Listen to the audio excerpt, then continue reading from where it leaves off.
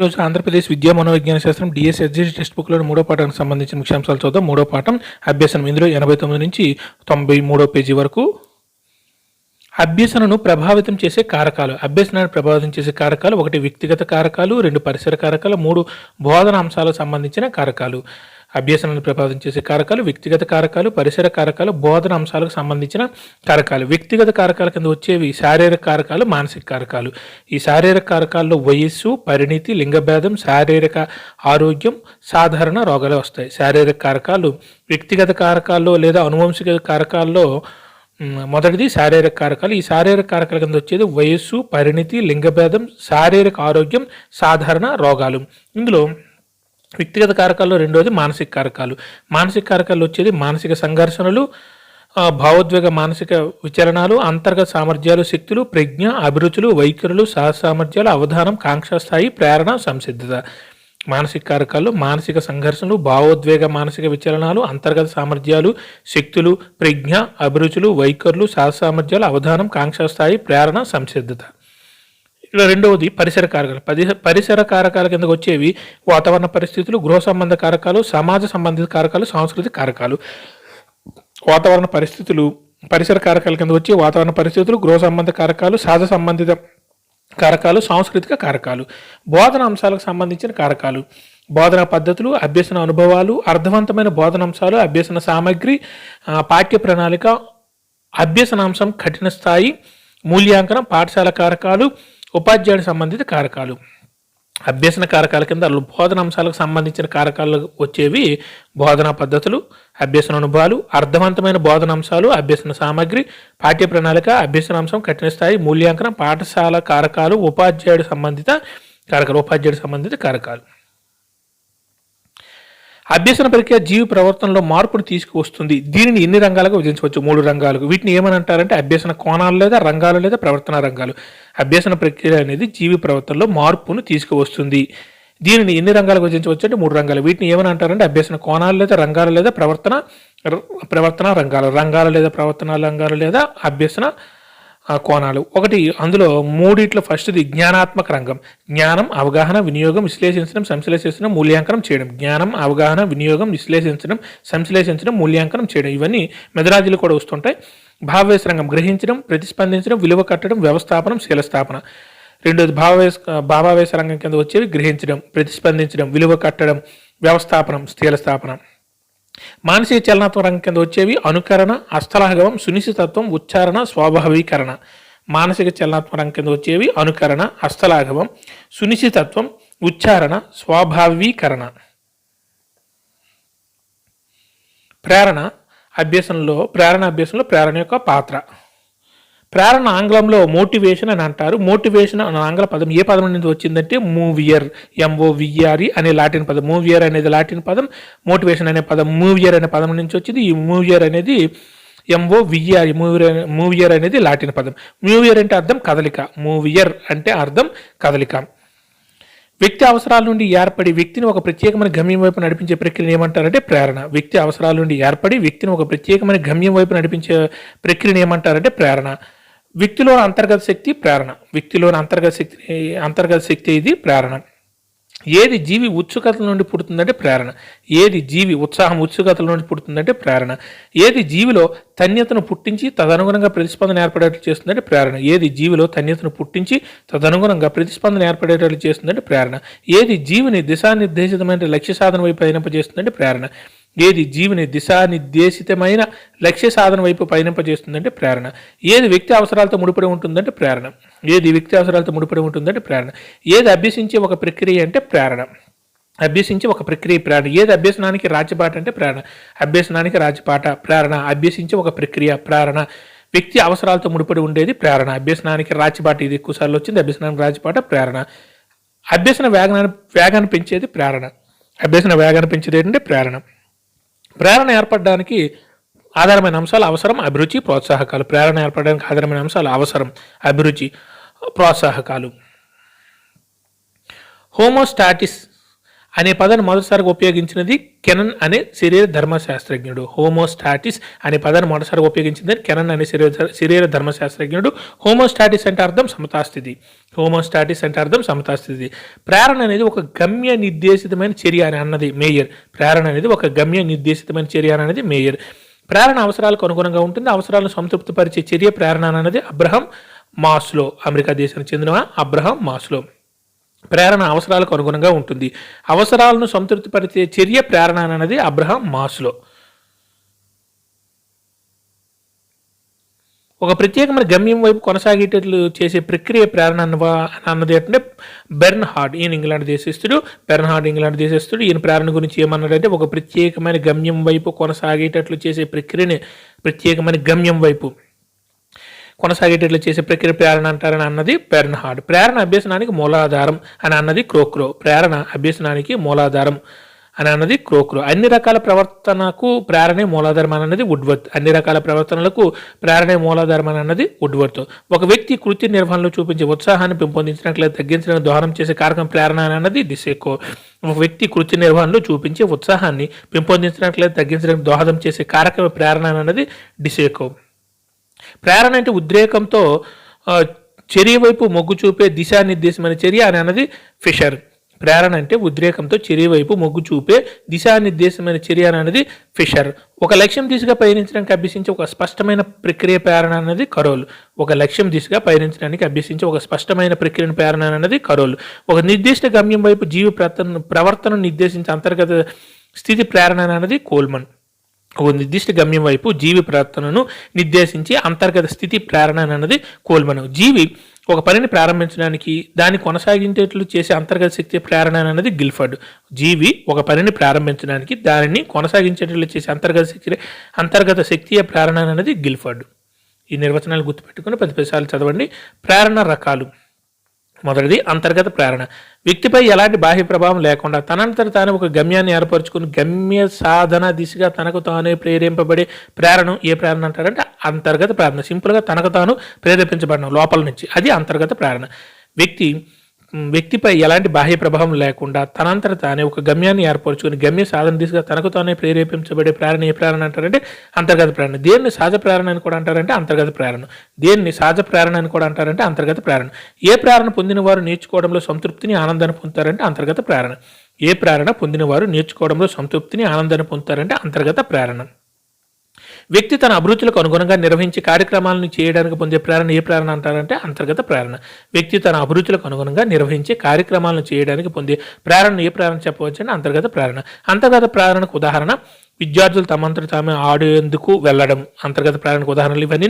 విద్యార్థులు తమంతట తామే ఆడేందుకు వెళ్ళడం, స్నేహితులతో గడపడం, వ్యక్తి తన స్వయంగా అభ్యసించాలనే భావన కలగడం, వ్యక్తి స్వభావ సిద్ధంగా ఇతరులను అనుకరించే ప్రవృత్తి, ఆత్మగౌరవం, సామాజిక ఆమోదం పొందాలని ఆకాంక్షించడం, అభిరుచులను ఏర్పరచుకోవడం, తన శారీరక అవసరాలు తీర్చుకోవడానికి ప్రయత్నించడం, ఇవన్నీ అంతర్గత ప్రేరణలు. తర్వాత బహిర్గత ప్రేరణ. వ్యక్తి అవసరాలకు కానీ అభిరుచులకు కానీ సంబంధం లేకుండా ఒక పనిని చేయడానికి సహకరించే ప్రతి ప్రోత్సాహకాన్ని ఏ ప్రేరణ అంటారంటే బహిర్గత ప్రేరణ. వ్యక్తి అవసరాలకు కానీ అభిరుచులకు కానీ సంబంధం లేకుండా ఒక పని చేయడానికి సహకరించే ప్రతి ప్రోత్సాహకాన్ని ఏ ప్రేరణ అంటారంటే బహిర్గత ప్రేరణ.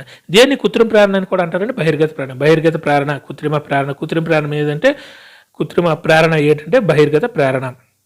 ఇతరులు నిర్ణయించిన లక్ష్యాలను చేరుకోవడానికి చేసే ప్రయత్నం దేనిలో కనిపిస్తుందంటే బహిర్గత ప్రేరణలో. ఇతరులు నిర్ణయించిన లక్ష్యాలను చేరుకోవడానికి చేసే ప్రయత్నం దేనిలో కనిపిస్తుందంటే బహిర్గత ప్రేరణలో. ఏది తరగతి గదిలో అత్యంత ప్రాముఖ్యం కలిగిన ప్రేరణ బహిర్గత ప్రేరణ. ఏది తరగతి గదిలో అత్యంత ప్రాముఖ్యం కలిగిన ప్రేరణ బహిర్గత ప్రేరణ. బహిర్గత ప్రేరణకు ఉదాహరణ ఇది గుర్తుపెట్టుకోండి. ఏది తరగతి గదిలో అత్యంత ప్రాముఖ్యం కలిగిన ప్రేరణ అంటే బహిర్గత ప్రేరణ. అందరూ అంతర్గత ప్రేరణ అంటారు, బహిర్గత ప్రేరణ.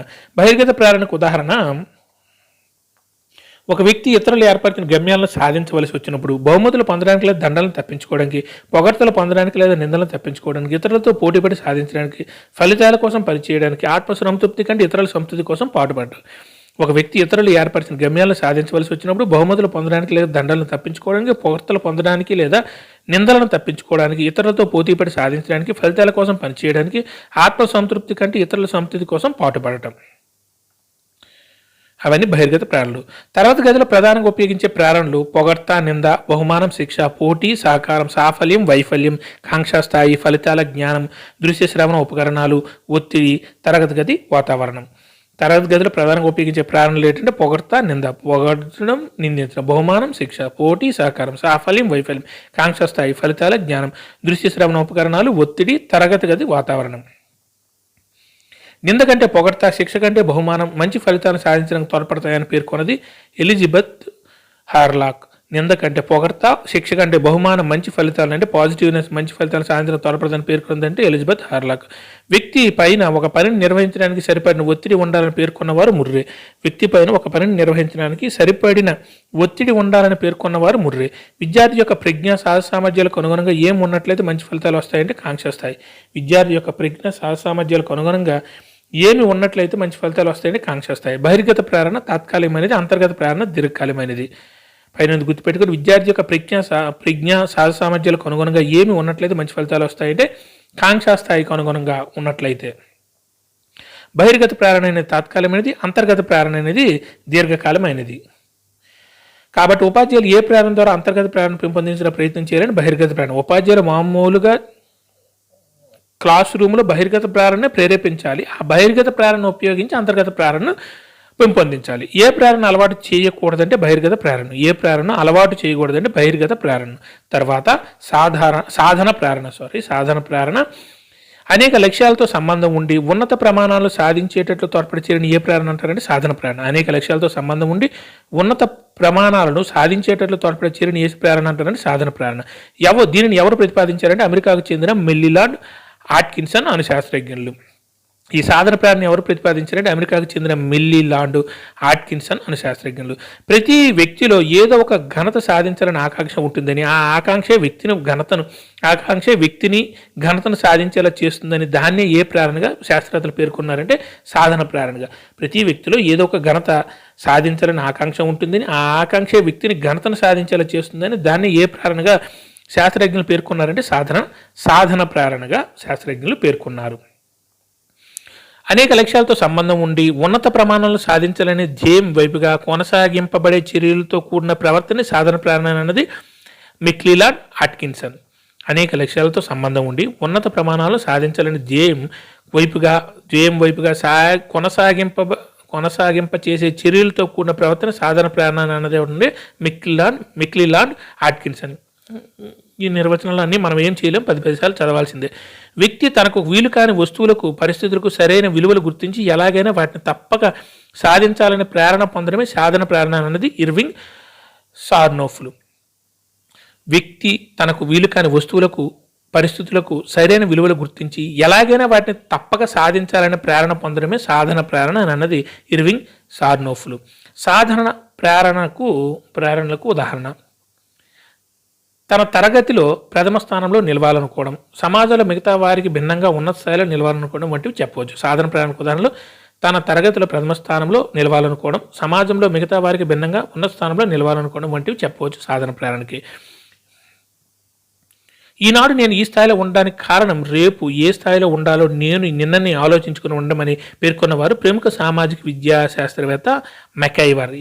కొంచెం ఇంపార్టెంట్, ఇది గుర్తుపెట్టుకోండి. మెకైవర్ ఈనాడు నేను ఈ స్థాయిలో ఉండడానికి కారణం రేపు ఏ స్థాయిలో ఉండాలో నేను నిన్ననే ఆలోచించుకుని ఉండడమే అని పేర్కొన్నవాడు ప్రముఖ సామాజిక విద్యావేత్త మెకైవర్. ఈ వాక్యం సాధన ప్రేరణకు మంచి ఉదాహరణ. ఈ మెకైవర్ ఉదాహరణ దేని ద్వారా సాధన ప్రేరణ మాపనం చేయవచ్చు అంటే thematic apperception test, TAT. Thematic apperception test ద్వారా సాధన ప్రేరణను మాపనం చేయవచ్చు. ప్రేరణ అనేది దేనితో ముడిపడి ఉంటుందంటే వ్యక్తి అవసరాలతో. ప్రేరణ అనేది వ్యక్తి అవసరాలతో ముడిపడి ఉంటుంది. మనకు అవసరమైతేనే ఆ పని ఫుల్గా చేస్తుంది, ఎందుకంటే ప్రేరణ కలుగుతుంది అంతర్గతంగా. అవసరాలు. అమెరికా చెందిన అబ్రహం హెరాల్డ్ మాస్లో ప్రవర్తనావాదానికి హాజరైన జేబీ వాట్సన్, ఈఎల్ థార్న్డైక్ పర్యవేక్షణలో దేనిపై అధ్యయనం చేశారంటే అవసరాలపై. అమెరికాకు చెందిన అబ్రహం హెరాల్డ్ మాస్లో ప్రవర్తనవాదానికి హాజరైన జేబీ వాట్సన్, ఈఎల్ థార్న్డైక్ పర్యవేక్షణలో దేనిపై అధ్యయనం చేశారంటే అవసరాలపై అధ్యయనం చేశారు. అవసరాల అనుక్రమణిక సిద్ధాంతం ప్రతిపాదించింది మాస్లో. అవసరాల అనుక్రమణిక సిద్ధాంతం ప్రతిపాదించినది మాస్లో. దేని ప్రకారం వ్యక్తుల అవసరాలు అనేవి ఒక వరుస క్రమంలో అమర్చబడి ఉంటే ఒక అవసరం తీరడం అంటే మరో అవసరాన్ని తీర్చుకోవడానికి ప్రయత్నం జరుగుతుంది. అవసరాల అనుక్రమణిక సిద్ధాంతం. ఏ సిద్ధాంతం ప్రకారం వ్యక్తుల అవసరాలు అనేవి ఒక వరుస క్రమంలో అమర్చబడి ఉంటాయి. ఒక అవసరం తీరడం అంటే మరొక అవసరం తీర్చుకోవడానికి ప్రయత్నం జరుగుతుంది. అవసరాల అనుక్రమణిక సిద్ధాంతం. ఒక క్రమం ఉంటుంది. అవసరాలు ఒకటి తీరిపోయిందని ఇంకోటి అలా క్రమం. అవసరాల అనుక్రమణిక సిద్ధాంతం. అవసరాలు ప్రధానంగా ఎన్ని రకాలు? అవి ఏవంటే 2 రకాలు. అవి ప్రాథమిక అవసరాలు, గౌణ అవసరాలు. వ్యక్తి జీవించడానికి మానవజాతి మనుగడకు తప్పనిసరైన అవసరాలు ఏ అవసరాలు అంటే ప్రాథమిక అవసరాలు. అవసరాలు 2 రకాలు. ఒకటి ప్రాథమిక అవసరాలు, 2 గౌణ అవసరాలు. వ్యక్తి జీవించడానికి మానవజాతి మనుగడకు తప్పనిసరైన అవసరాలు ఏ అవసరాలు అంటారని ప్రాథమిక అవసరాలు. గాలి, నీరు, ఆహారం, తగు ఉష్ణోగ్రత, విసర్జన, విశ్రాంతి, మాతృ ఉత్సుకత మొదలైనవి. ఇవన్నీ ప్రాథమిక అవసరాలు. గాలి, నీరు, ఆహారం, తగు ఉష్ణోగ్రత, విసర్జన, విశ్రాంతి, మాతృ ఉత్సుకత మొదలైనవి. ప్రాథమిక అవసరాలు తప్పగా మిగిలిన అవసరాలు ఏ అవసరాలు అంటారంటే గౌణ అవసరాలు. ప్రాథమిక అవసరాలు తప్ప మిగిలిన అవసరాలను ఏమంటారంటే గౌణ అవసరాలు. వేటిని సాంఘిక మానసిక అవసరాలని కూడా అంటారు గౌణ అవసరాలు. వీటిని సాంఘిక మానసిక అవసరాలని కూడా అంటారు గౌణ అవసరాలు. దుస్తులు, ఇల్లు, రక్షణ, గుర్తింపు మొదలైనవి. ఇవన్నీ గౌణ అవసరాలు. దుస్తులు, ఇల్లు, రక్షణ, గుర్తింపు మొదలైనవి గౌణ అవసరాలు. ఎవరు 5 రకాల అవసరాలను పేర్కొన్నారు? ఇతను ఈ 5 రకాల అవసరాలను ఒక పిరమిడ్ రూపంలో ప్రతిపాదించారంటే మాస్లో. అవసరాలు అనే సరే మాస్లో అని ఆయన గుర్తుపెట్టుకున్న అనుక్రమిక సిద్ధాంతం ఇవన్నీ. ఎవరు 5 రకాల అవసరాలను పేర్కొన్నాడు? ఇతను ఈ 5 రకాల అవసరాలు ఒక పిరమిడ్ రూపంలో ప్రతిపాదించారంటే మాస్లో. అనుక్రమిక సిద్ధాంతం, అవసరాల అనుక్రమిక సిద్ధాంతం ప్రతిపాదించింది కూడా ఈ మాస్లోనే. అవసరాలు అనే సరే మాస్లోని గుర్తుపెట్టుకోండి. ఉన్నత క్రమ అవసరాలు. ఆత్మ సాఫల్య అవసరాలు, గుర్తింపు అవసరాలు. ఆత్మగౌరవం అవసరం, సాంఘిక స్థాయిని కోరుకోవడం. తర్వాత ప్రేమ, వాత్సల్య అవసరాలు. తల్లిదండ్రుల ప్రేమ కోరుకోవడం, వ్యక్తిగత సంబంధాలు కోరుకోవడం, స్నేహం కోరుకోవడం. ఇవన్నీ ఉన్నత క్రమ అవసరాల కింద వస్తాయి. తర్వాత నిమ్న క్రమ అవసరాలు. రక్షణ, భద్రత అవసరాలు. పెద్దవారి తోడు కావాలనుకోవడం, గృహం మొదలైనవి రక్షణ, భద్రత అవసరాలు. శారీరక అవసరాలు. ఆకలి, నిద్ర, దప్పిక, మాతృ ఉత్సుకత, లైంగిక ఉత్సుకత మొదలైనవి నిమ్న క్రమ అవసరాలు. నిమ్న క్రమ అవసరాల కింద వచ్చే శారీరక అవసరాలు, రక్షణ, భద్రత అవసరాలు. ఉన్నత క్రమ అవసరాల కింద వచ్చేవంటే ప్రేమ, వాత్సల్య అవసరాలు, గుర్తింపు అవసరాలు, ఆత్మ సాఫల్య అవసరాలు. అవన్నీ ఉన్నత క్రమ అవసరాలు. నిమ్న క్రమం అంటే క్రమంలో నిమ్నంగా కంపల్సరీగా మనకు కావాల్సినవి రక్షణ, భద్రత అవసరాలు, శారీరక అవసరాలు. శారీరక అవసరాల కింద వచ్చేవి ఆకలి, నిద్ర, దప్పిక, మాతృ ఉత్సుకత, లైంగిక ఉత్సుకత మొదలైనవి శారీరక అవసరాలు. రక్షణ, భద్రత అవసరాలు. పెద్దవారి తోడు కావాలనుకోవడం, గృహం మొదలైనవి రక్షణ, భద్రత అవసరాలు. ఈ 2 నిమ్న క్రమ అవసరాలు. నిమ్న క్రమ అవసరాల కింద రక్షణ, భద్రత, శారీరక అవసరాలు. తర్వాత ఉన్నత క్రమ అవసరాలు. ప్రేమ, వాత్సల్య అవసరాలు. తల్లిదండ్రుల ప్రేమ కోరుకోవడం, వ్యక్తిగత సంబంధాలు కోరుకోవడం, స్నేహం కోరుకోవడం. అలాగే గుర్తింపు అవసరాలు. ఆత్మగౌరవం అవసరం, సాంఘిక స్థాయిని కోరుకోవడం. ఆత్మ సాఫల్య అవసరాలు. ఇవన్నీ కూడా ఉన్నత క్రమ అవసరాల కిందకి వస్తాయి. Thank you.